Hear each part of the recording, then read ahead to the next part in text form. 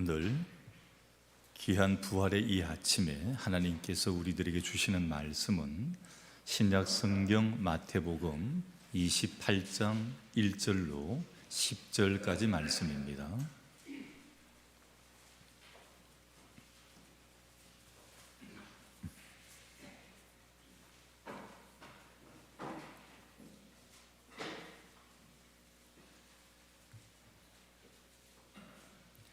안식일이 다 지나고 안식 후 첫날이 되려는 새벽에 막달라 마리아와 다른 마리아가 무덤을 보려고 갔더니 큰 지진이 나며 주의 천사가 하늘로부터 내려와 돌을 굴려내고 그 위에 앉았는데 그 형상이 번개 같고 그 옷은 눈같이 희건을 지키던 자들이 그를 무서워하여 떨며 죽은 사람과 같이 되었더라. 천사가 여자들에게 말하여 이르되 너희는 무서워하지 말라. 십자가에 못 박히신 예수를 너희가 찾는 줄을 내가 아노라. 그가 여기 계시지 않고 그가 말씀하시던 대로 살아나셨느니라. 와서 그가 누우셨던 곳을 보라. 또 빨리 가서 그의 제자들에게 이르되 그가 죽은 자 가운데서 살아나셨고 너희보다 먼저 갈릴리로 가시나니 거기서 너희가 배우리라 하라. 보라, 내가 너희에게 일러느니라 하거늘 그 여자들이 무서움과 큰 기쁨으로 빨리 무덤을 떠나 제자들에게 알리려고 다름질할새 예수께서 그들을 만나 이르시되 평안하냐 하시거늘 여자들이 나아가 그 발을 붙잡고 경배하니 이에 예수께서 이르시되 무서워하지 말라. 가서 내 형제들에게 갈릴리로 가라 하라. 거기서 나를 보리라 하시니라. 아멘. 말씀 위에 기도합니다. 하나님의 귀한 말씀을 받고자 합니다. 우리의 심령문을 활짝 열어 주옵소서. 세상의 재리로 가로막혀 있습니까? 또 하늘의 음성을 듣지 못하는 육의 귀만 가지고 있지는 않습니까? 하나님, 우리의 눈을 열어 하늘을 보게 하시고 우리의 귀를 열어 신령한 하나님의 음성을 듣게 하옵소서. 우리의 입술을 열어 하늘의 비밀을 말하게 하여 주시옵소서. 우리 심령을 열어 오늘도 주시는 하나님의 말씀을 심령 가운데 새기게 하여 주옵소서. 이 말씀을 통해 우리의 심령과 관절과 골수가 찔러 쪼개지는 놀라운 역사가 이 시간 일어나게 하옵소서. 부족한 종 감추시고 하나님 직접 말씀하여 주옵소서. 예수님 이름으로 기도드리옵나이다. 아멘. 이 땅에는 많은 신비들이 있습니다.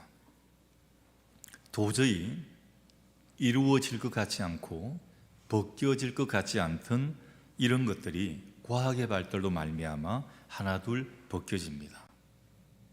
달나라라고 있습니다. 옥토끼가 방아를 찢는 그런 곳 정도로 알고 있던 달나라, 거기에 우주선을 띄워가지고 그 달나라에 사람들이 가게 됩니다. 달나라뿐만이 아니라 다른 별에도 사람들이 가게 됩니다. 상상할 수 없던 부분이었습니다. 사람의 신체 장기 일부가 망가졌습니다. 예전 같으면 죽을 수밖에 없어요. 그런데 요즘은 그 신체 장기 일부를 인공으로 바꾸기도 하고 또 다른 사람의 것을 넣어가지고 살리기도 하는 기적과 같은 일들이 일어나고 있습니다. 교통과 통신도 발달이 되어서 예전에는 우리 이 지역에서 춘천만 가도 엄청나게 많이 걸렸는데 지금은 이 지구촌이라고 그러죠. 우리나라뿐만이 아니고 여기서 다른 나라를 가고 저 땅끝까지 가도 비행기를 타고 몇 시간만 타고 가면 거기에 도착을 할 수 있는 믿을 수 없는 현실이 나타나고 있습니다. 근데 이런 놀라운 과학의 발달에도 불구하고 여전히 해결하지 못하는 문제가 있어요. 죽음의 문제입니다. 이건 아무리 과학이 발달하고 의술이 발달하고 아무리 지금 인간지능이 발달을 해도 해결하지 못하고 있습니다. 죽음은 과학으로도 또 권력으로도 재물로도 해결할 수가 없습니다. 그리고 이 죽음은 누구에게나 지금 시시각각으로 한 걸음 한 걸음 다가오고 있는 것입니다. 피할 수가 없습니다. 그래서 어떤 철학자들은 우리 인간들을 이렇게 표현을 합니다. 죽음의 길로 달려가고 있는 그런 존재들이다, 이렇게 표현을 하고 있습니다. 지금 이 지구상에는 한 79억 정도가 살고가 있어요. 근데 오늘 지금 우리가 예배드리는 이 시간에도 수많은 사람들이 죽어가고 있습니다. 1년 통계를 해보니까 몇 천만 명이 죽어요. 한 시간에도 굉장히 많은 사람들이 죽고 있습니다. 오늘 예배드리는 우리들도 언젠가는 이 숫자에 포함이 되겠죠. 그게 언젠가 될지는 모르지만 그 수천만 명에, 또 한 시간에 죽어가는 숫자에, 1초당 죽어가는 숫자에 우리도 포함될 그날이 있을 것입니다. 그런데 오늘 이 본문 말씀에는 이 죽음을 극복하고 이기신 부활하신 분이 있습니다. 2000년 전에 우리를 죄에서 구원하시고 이 땅에 사랑과 정의가 가득한 하나님의 나라를 성취하기 위해서 성육신하신, 인카네이션하신 예수 그리스도이십니다. 예수님은 아무 죄가 없으셨습니다.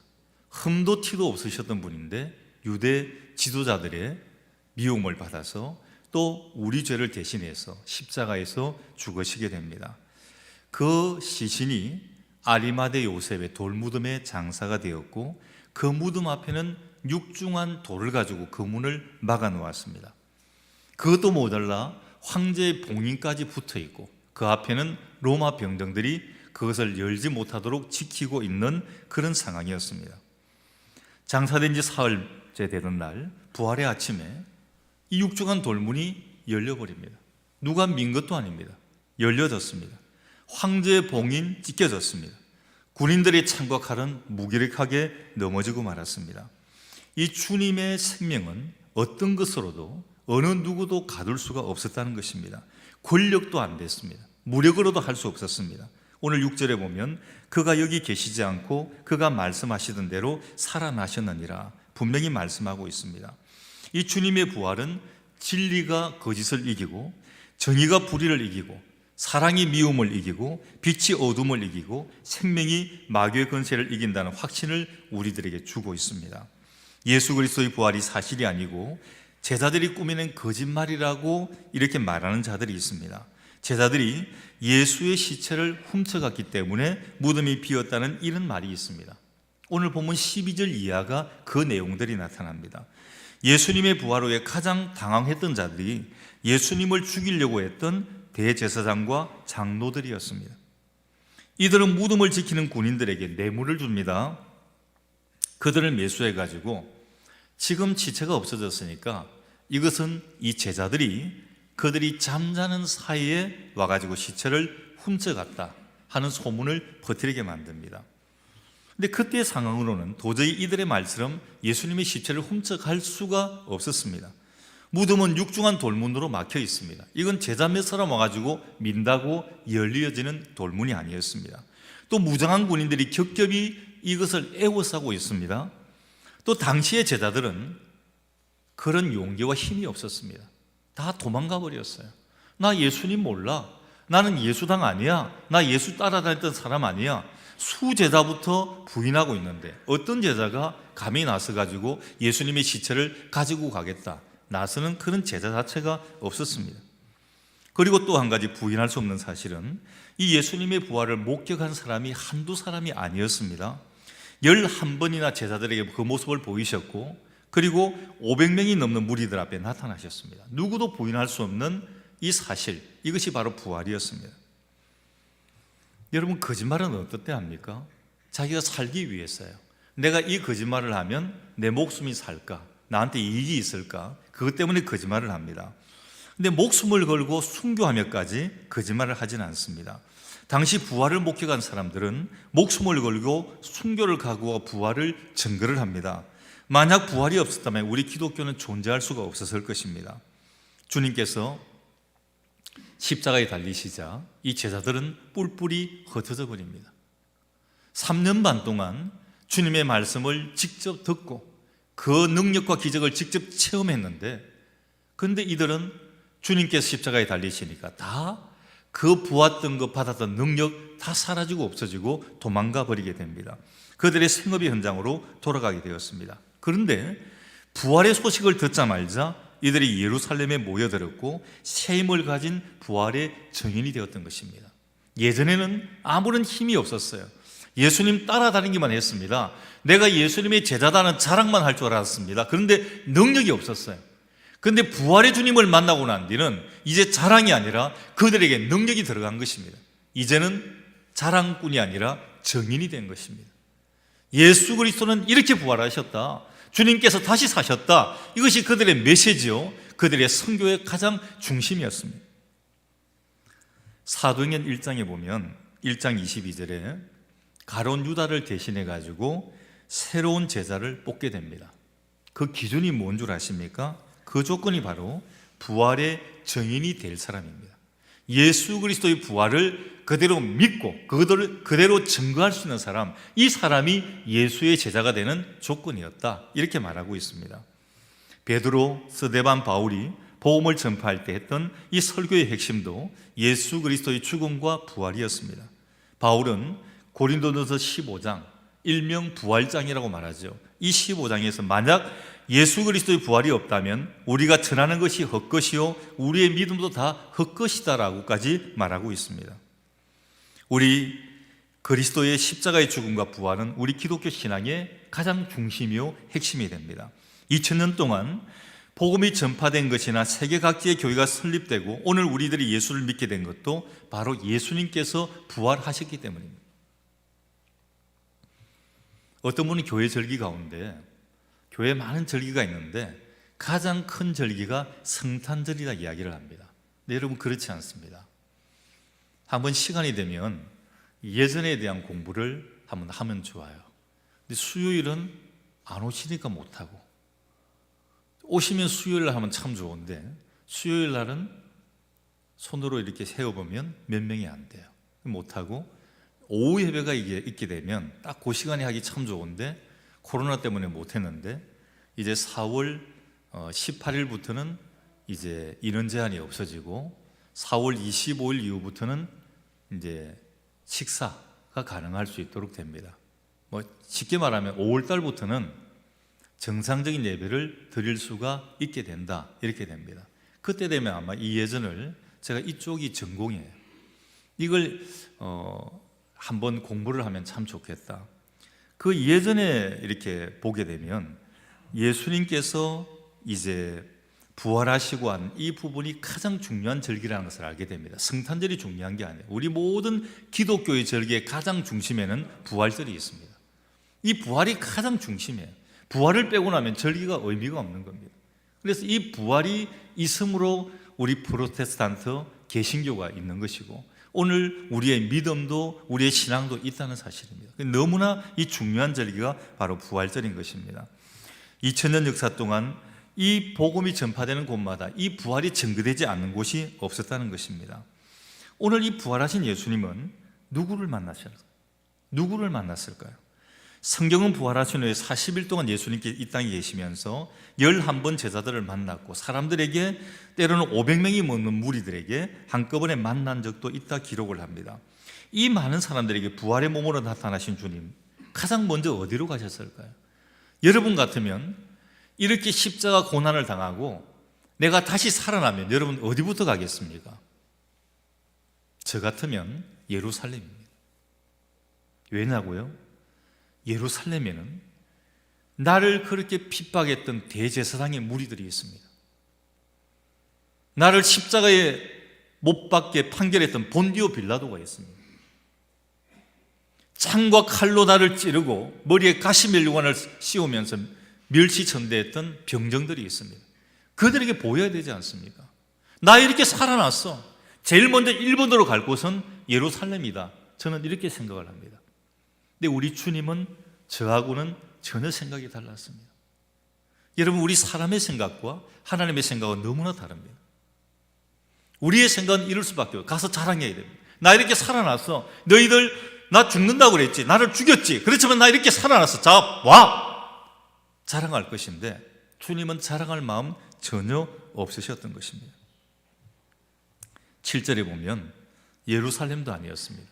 베들레헴도 아니었습니다. 갈릴리 나사렛이었습니다. 그가 죽은 자 가운데서 살아나셨고 너희보다 먼저 갈릴리로 가시나니 거기서 너희가 배우리라. 예루살렘 안 갔었습니다. 초롱하고 침뱉고 가시멜류관 씌우고 십자가에 못 지렸던 로마 병정들에게 자랑해야 되고 제사장들, 장로들, 서기관, 바리새인들에게 보이셔야 했는데 거기는 관심이 없으셨습니다. 예루살렘의 지도층들 앞에 부활의 몸을 나타내지 않으시고 낮고 천하고 가난한 사람들이 있는 갈릴리를 찾으신 것입니다. 불의와 미움이 있고 시기와 다툼이 있고 거짓과 위선이 있고 출세와 배반으로 얼룩진 예루살렘보다는 순수한 믿음의 결단이 있었던 그곳, 배반했지만 제자들이 있는 그곳에서 제자들을 만나려 하셨던 것입니다. 여러분, 뭔가 느껴지는 게 없습니까? 오늘 여러분들도 그 순전한 믿음을 가지고 예수님께 기도했던 그 자리를 기억하실 것입니다. 그 자리가 이 자리일 수도 있고 아니면 집의 골방일 수도 있습니다. 아니면 내가 위급의 순간에 차 안에서 기도했던 그 장소일 수도 있을 것입니다. 처음 믿음의 결단을 가졌던 그곳을 가지고 있는데 여러분 그 자리와 그곳을 절대 잊지 마시기 바랍니다. 부활의 주님은 바로 그 자리, 바로 그곳에서 여러분들을 만나시기를 원하는 것입니다. 갈릴리로 찾아오신 주님은 오늘 이 시간 첫 믿음의 순간을, 첫 사랑의 순간, 첫 고백의 순간을 기억하는 여러분들 심령 가운데 임하여 주실 것입니다. 주님이 만난 제자들 중에는 예수님을 섭섭하게 했던 제자들 있었습니다. 여러분, 우리는 어땠습니까? 주님 마음에 합당했습니까? 다윗이 그런 별명을 얻었습니다. 하나님 마음에 합한 자. 여러분, 하나님 마음에 합한 자였습니까? 근데 아무리 생각해 보아도 그렇지를 못해요. 내가 나에게 스스로 점수를 매겨도 100점 만점에 몇 점 정도 될까? 나는 낙제점 받지 않을까? 이런 염려를 우리는 많이 하게 됩니다. 근데 주님을 만난 제자들 중에는 우리와 같은 그런 제자들이 많이 있었습니다. 주님을 섭섭하게 했고 주님을 모른다고 했고 도망치기에 바빴던 그 제자들이 있었습니다. 그런데 주님은 그들의 실패와 실수와 잘못을 따지지 않으셨습니다. 너 그때 왜 그랬어? 너 그때 어떻게 나를 모른다고 그렇게 가? 어떻게 그렇게 나를 부인하고 도망을 가? 말하지 않으셨습니다. 그들을 부르시고 그들에게 나타나셔서 당부와 축복의 말씀을 그들에게 주시는 것입니다. 2000년 전 그 주님은 지금 이 시간 우리들에게도 찾아오셔서 우리의 허물과 죄를 탓하지 않습니다. 너 그때 왜 그랬어? 묻지 않으십니다. 따지지도 않으십니다. 2000년 전과 똑같은 이 제자들에게 주셨던 축복의 말씀을 우리들에게 주시고 있습니다. 요한복음 20장 21절 이하에 보면 부활하신 주님은 제자들에게 이렇게 말씀을 합니다. 오늘 우리들에게도 주시는 말씀이에요. 예수님께서 또 이르시되 너희에게 평강이 있을지어다. 아버지께서 나를 보내신 것 같이 나도 너희를 보내노라. 이 말씀을 하시고 그들을 향하사 숨을 내쉬시며 이르시되 성령을 받으라. 자, 여기 세 가지로 한번 나누어 보겠습니다. 먼저 평강이 있을지어다. 첫 번째 축복의 말씀이 너희에게 평강이 있을지어다. 평화와 화평을 주시는 거예요. 여러분, 우리 예수를 믿으면 먼저 마음에 평화가 찾아옵니다. 제일 귀한 거죠. 처음에 우리나라에 선교사가 와가지고 발음이 좋지 않으니까 이렇게 전도를 했습니다. 여러분, 예수 믿으면 구원을 받습니다. 이게 이 사람들이 잘 알아들은 거예요. 구름대같이 몰려들었습니다. 선교사가 깜짝 놀랐어요. 그리고 나중에 예배 마치고 왔는데 전부 손을 벌리고 있는 거예요. 왜 그러냐 그러니까 구원 달라는 거예요. 예수 믿으면 구원을 받습니다. 이게 구원인데 구원, 그러니까 선교사가 발음이 아마 저처럼 이렇게 한국식 발음이 안 됐을 거예요. 그러니까 알아듣기 잘못 알아들으면 예수 믿으면 구원 받습니다 이렇게 되어 있거든요. 그러니까 이제 예배 마치고 그 당시에는 이론이 컸잖아요. 구원이면 큰 돈이거든요. 구원 달라는 것입니다. 여러분, 우리가 예수 믿으면 물질의 복도 있지만 가장 중요한 게 마음의 평화입니다. 가정의 평화입니다. 막 다툼이 있고 마음의 어지러움이 있고 뭔가가 채워지지 못하는 공함이 있는데 예수를 믿고 나면 물밀듯이 밀려오는 평화와 화평이 우리 심령에 찾아옵니다. 우리 가정에 찾아오게 된다는 겁니다. 이건 물질로, 권력으로 바꿀 수도 체인지할 수도 없는 것들입니다. 주님이 주시는 평화는 어떤 힘에 의해서 지배되고 정복되는 그런 평화가 아닙니다. 하나님과 인간 사이의 올바른 관계를 이루는 그러한 평화입니다. 인간과 인간 사이에 올바른 관계를 이루게 하는 그런 평화입니다. 이 밑바탕에는 공의, 사랑이 깔려 있습니다. 그래서 여러분, 주님을 사랑합니다. 하면서 그 마음속에 사랑이 없다면 거짓이라는 것입니다. 사랑과 정의로 맺어지는 관계, 이것이 평화로운 관계입니다. 지금도 주님께서는 부활의 몸으로 우리에게 다가오셔서 평화롭게 살라 말씀을 합니다. 지금 우리 사회 보십시오. 얼마나 심각한 갈등 아닙니까? 남북이 갈라져 있습니다. 또 지금 동서가 갈라져 있어요. 각계각층이 심각한 대립과 갈등을 이루고 있습니다. 계층 간의 갈등, 세대 간의 갈등, 지역의 갈등, 노사 갈등, 이념 갈등, 모든 분야에서 삐걱거리는 소리가 막 나고 있습니다. 여러분, 교회는 어떻습니까? 교회는 이러한 대립이 없습니까? 교회는 갈등이 없습니까? 교회에서도 삐걱이고 갈등이 납니다. 저는 원래 처음부터 목사가 아니었습니다. 여러분과 똑같은 평신도였고 저도 조집사라고 불릴 때가 있었습니다. 아동부, 중고등부 교사를 하고 부장도 하고 요 찬양대 지휘를 할 때도 있었고 이 앞에 서서 기타 메고 찬양을 인도하던 열심히 있는 청년일 때도 있었습니다. 여기에 올라갈 거라는 꿈에도 생각지 않았습니다. 근데 어떻게 하나님의 이끌림을 받아 여기에 올라오게 됩니다. 저는 목사가 되면서 이런 꿈을 꾸었습니다. 내가 이제 목회자가 되면 제가 가장 아름다웠던 교회에 꿈꾸는 순간이 있었거든요. 나는 그렇게 교회를 만들어 갈 것이다. 그런 관계를 맺으며 목회를 할 것이다. 정말 기대하고 꿈을 꾸었습니다. 제가 목회의 꿈을 꾸는 것은 지금도 그것이에요. 늦게 목회를 하면서 여기 목회를 하면서 내가 물질을 내가 잘 살아보겠다, 명예를 얻겠다, 눈꼽만큼도 그런 생각은 없었습니다. 오히려 목회길을 가면서 많은 것을 잃었습니다. 그런데 꿈꾸는 한 가지가 있습니다. 정말 내가 가장 아름답고 행복했던 그 교회 순간을, 그 기억의 믿음의 순간을 내가 목회하는 가운데 이루어 갈 것이다. 근데 참 어렵더라고요. 꿈은 그렇게 꾸는데 현실은 그렇게 되질 않아요. 제가 꿈꾸는 소년처럼 되어버렸습니다. 그냥 저 호황된 꿈만 쫓아가는 그런 허상만 쫓는 사람이 되어버렸습니다. 근데 저는 목회도 교회도 그렇게 가야 된다고 지금도 생각하고 있습니다. 여러분, 교회에서 왜 싸워야 합니까? 교회에서 왜 대립해야 됩니까? 왜 목사와 장로가 대립해야 되고 왜 성도와 성도끼리 대립해야 합니까? 왜 계층 간의 대립이 있어야 합니까? 왜 이쪽 동네와 이쪽 동네가 대립을 해야 됩니까? 구역끼리 왜 대립을 해야 합니까? 왜 선교회끼리 왜 대립을 합니까? 왜 여전도회끼리 왜 대립을 합니까? 이건 아니라 생각을 했어요. 저는 싸우는 사람 제일 싫어하고 싸우면 제가 빼버립니다. 싸우기 싫어서. 같이 싸우면 똑같은 사람 되니까 좀 비겁하다 소리 듣지만 싸우면 그냥 싸우십시오 하고 그냥 나와버립니다. 싸우는 게 참 싫어요. 싸우는 사람도 싫어요. 찡거리고 있는 사람도 굉장히 싫어요. 밝은 사람이 너무 좋아요. 여러분, 교회 오시면 활짝 웃으시기 바랍니다.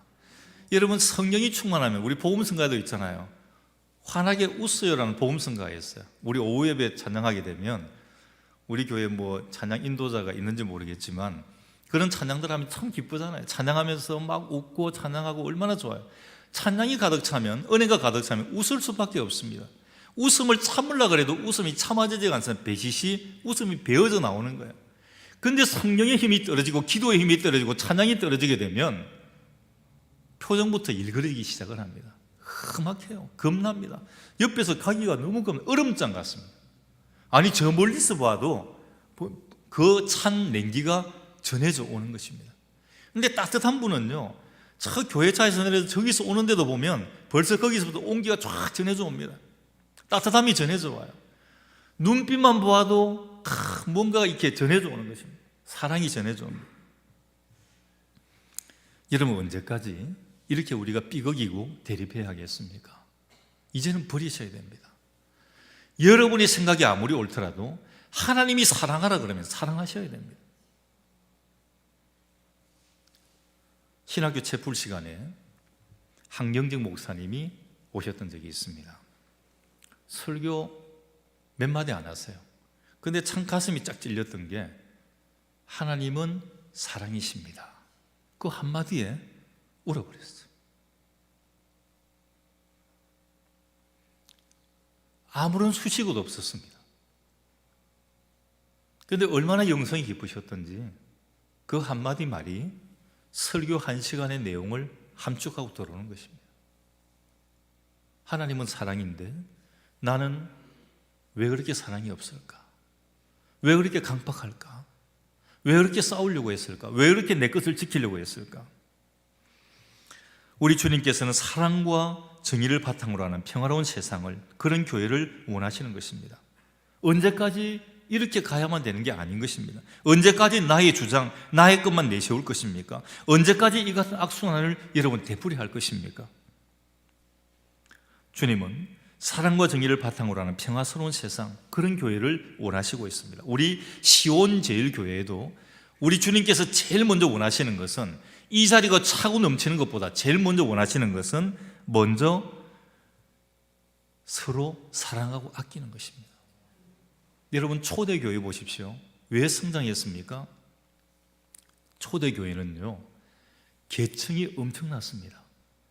사도행전 자세히 한번 읽어보시면 초대교회는 왕족과 저천민이 있었어요. 피부색이 새까만 사람하고 하얀 사람이 같이 있었습니다. 부자와 가난한 자가 있고, 이게 사회적인 신분이 엄청난 차이가 있었습니다. 그런데 보십시오, 공이 서로 먹을 것을 공유했다고 그랬습니다. 잘 사는 사람이 있으면 자기 것을 가지고 와서 내어놓는 겁니다. 그리고 못 사는 사람이 가지고 가는 겁니다. 우리 신학교 다닐 때 그런 일이 있었어요. 식권이 없어 점심을 못 먹는 사람들이 있었어요. 그래서 신학교 안에 이런 운동이 있었습니다. 한쪽 저 구석 아무도 잘 안 보는 곳에 식권 내놓기 운동. 거기는 아무도 잘 안 가는 곳이에요. 그래야 가지고 가고 싶은 사람이 가지고 와도 표가 안 나잖아요. 식권이 수북히 쌓입니다. 신학생들 다 배고픈 사람들이에요. 저부터도 그랬고 넉넉한 사람 아무도 없습니다. 그런데도 자기 걸 한 개 줄여서 내어놓는 것입니다. 그러면 우선 배가 고픈 사람은 그걸 또 가지고 가겠죠.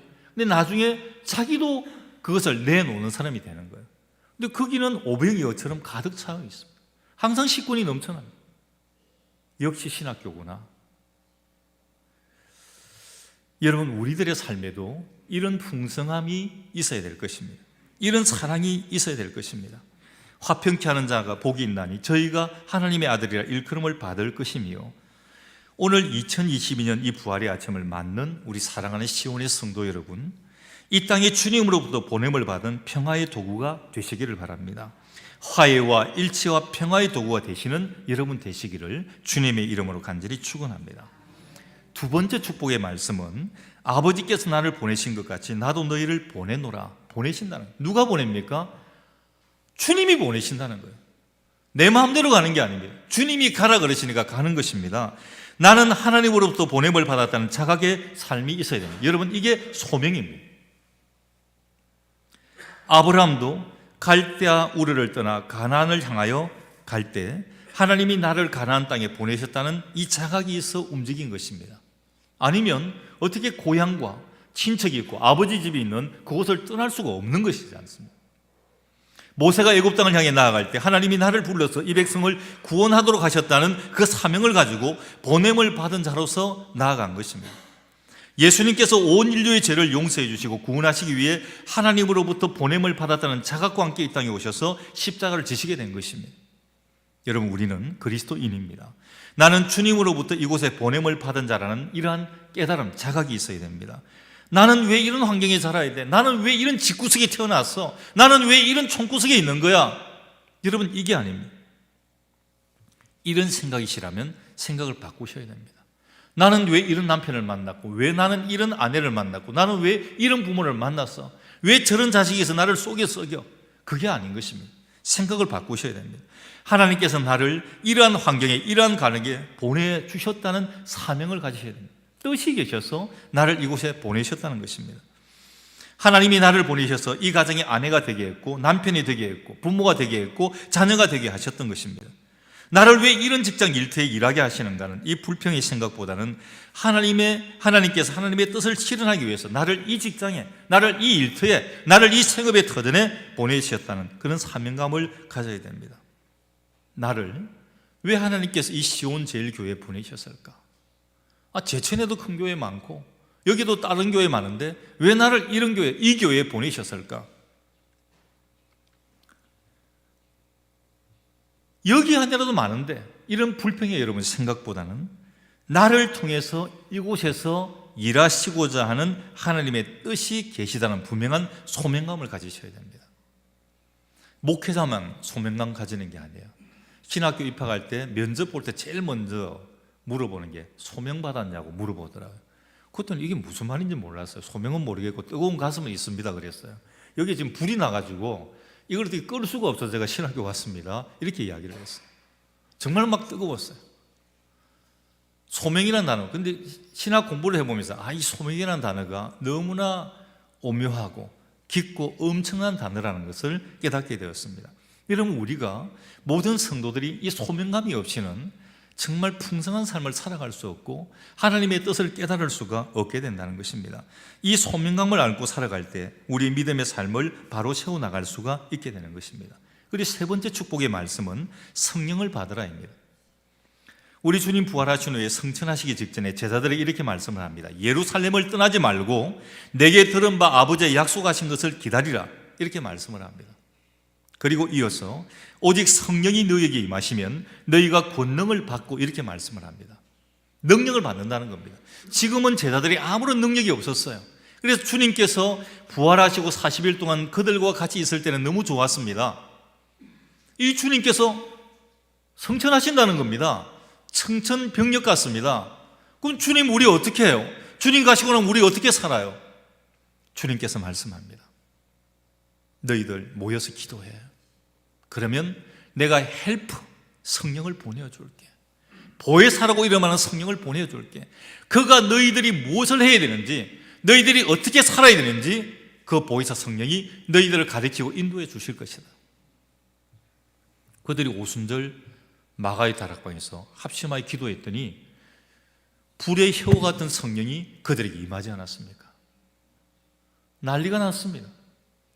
여러분, 그때 방언은요 이상한 샬라샬라 방언은 아닙니다. 그 오순절에 디아스포라들 온 이스라엘 떠나서 온 세계 각지에 살고 있던 많은 유대인들이 그 3대 절기인 가운데 하나인 오순절을 지키기 위해서 예루살렘에 모여들었는데 그 사람들 나라의 말로 지금 방언을 하는 겁니다. 그 나라들이 얼마나 많았습니까?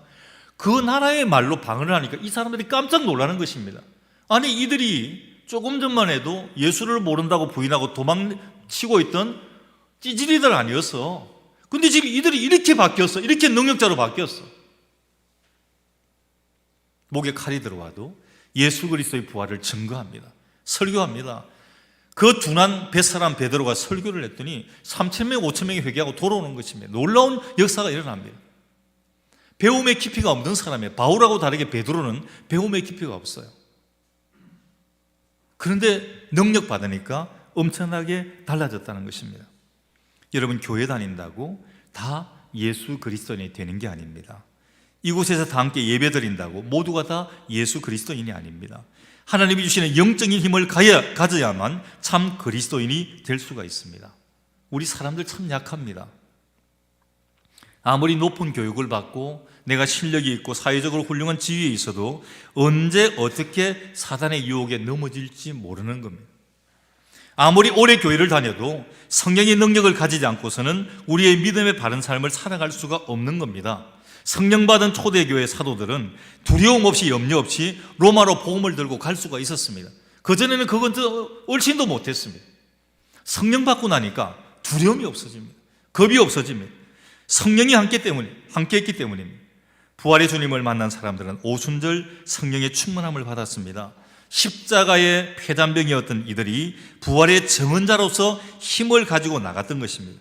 부활의 주님은 지금도 우리에게 말씀을 합니다. 성령 받으라 말씀을 합니다. 사랑하는 우리 시온의 성도 여러분, 형식적인 신앙에서 깨어나셔야 됩니다. 그냥 교회만 왔다 갔다 하는 신앙에서 깨어나셔야 됩니다. 그래가지고는 아무런 능력도 아무런 힘도 사용할 수 없습니다. 바람만 불어도 넘어집니다. 마음만 우울해도 쓰러지는 겁니다. 하나님으로부터 받은 성령에 사로잡히는, 성령에 취하는 그런 사람이 되어야 할 것입니다. 주님의 부활을 믿으시기 바랍니다. 부활의 주님을 내 마음의 중심에 영접하시기를 바랍니다. 오늘 이 시간 하나님께서 주시는 성령을 받아 성령이 충만하고 능력과 은혜가 충만하고 모든 삶에 평강이 넘치는, 부활의 기쁨이 넘치는 삶을 살아가는 우리 모든 시온제일의 성도들이 되시기를 주님의 이름으로 간절히 축원합니다. 기도합니다.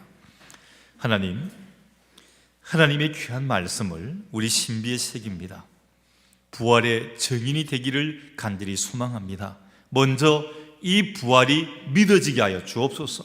우리 주님 다시 사셨네, 어디 갔든지 증거하고 담대하게 말할 수 있는 저희가 되게 인도하여 주시옵소서. 3년 반 동안 주님을 따라다녔던 제자들 전부 다 예수를 모른다고 부인하고 도망갔지만 부활의 주님을 만나고 능력받은 이들, 성령받은 이들은 달라졌습니다.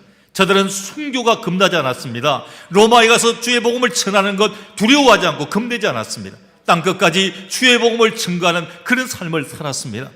오늘 우리도 십자가의 폐단병이 아니라 부활의 증인으로 살아갈 수 있도록 능력 더하여 주시옵소서. 성령으로 충만케 하셔서 어디 가서든지 주님을 증거하고 증언하는 증인으로서의 삶을 살아갈 수 있도록 인도하여 주옵소서. 예수님 이름으로 기도드리옵나이다.